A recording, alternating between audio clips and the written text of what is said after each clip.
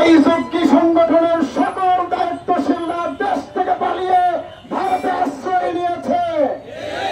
গোপালগঞ্জের এই জঙ্গিরা প্রকাশ্য দিবালোকে সেই জুলাইয়ের যোদ্ধাদের উপরে হামলা করেছে, পুলিশের গাড়ির উপরে হামলা করেছে। এটাই প্রমাণ করে তারাই বাংলাদেশে একমাত্র জঙ্গি সংগঠন। বিলম্বে সরকারের কাছে আমি দাবি জানাই, ওই গোপালগঞ্জে যত লোক হামলাতে শরীক হয়েছে সমস্তকে গ্রেপ্তার করে দ্রুত বিচার আইনের মাধ্যমে বিচার করতে হবে।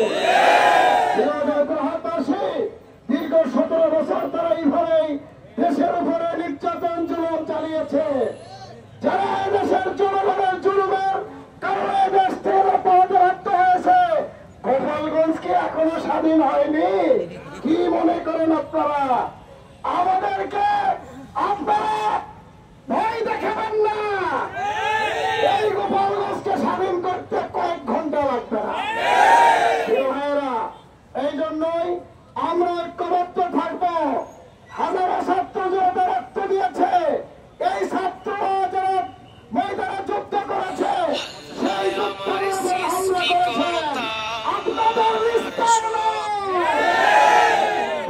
এই জন্যই জামাত ইসলামী বারবার বলে এসছে, জামাত ইসলামী বাংলাদেশে একটা কল্যাণ রাষ্ট্র কায়েম করতে চায়। বাংলাদেশকে সন্ত্রাস মুক্ত, দুর্নীতি মুক্ত, চাঁদাবাজ মুক্ত একটা দেশ করতে চাই। এই জন্য আমরা আগামী 19 তারিখ জাতীয় সমাবেশের ডাক দিয়েছে জামাত ইসলামী। আমরা আহ্বান করবো, এই সরকারের কাছে আহ্বান জানাবো, আমাদের জাতীয় সমাবেশ থেকে 7 দফা দাবি করা হবে।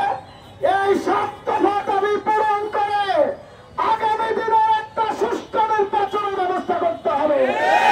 আমাদের প্রথম দাবি হচ্ছে বাংলাদেশ প্রথম লেভেল প্লেইং ফিল্ড তৈরি করতে হবে সুষ্ঠু নির্বাচনের জন্য। এইটা ছাড়া নির্বাচন সুষ্ঠু হবে না।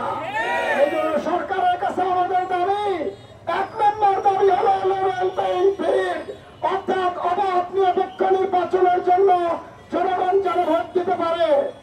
এই গোপালগঞ্জের মতো জঙ্গিদেরকে আগে